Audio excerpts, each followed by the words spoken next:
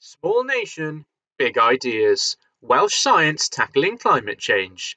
So on a nice day like this, in North Wales, we're not often thinking about what's changing in the Arctic Ocean and the other polar ocean to the south. But one thing about our oceans is that it connects us all.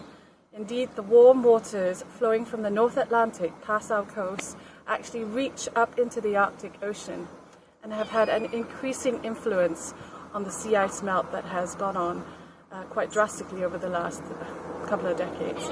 Atlantic water enters the Arctic through Fram Strait to the north or the Barents Sea to the east.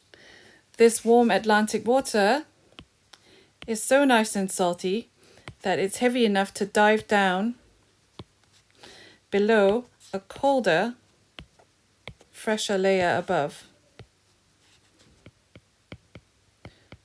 that usually insulates the sea ice from the heat of the Atlantic water. However, over the last couple of decades, the Atlantic water has increased in temperature and also increased in salt content, so that's more variable.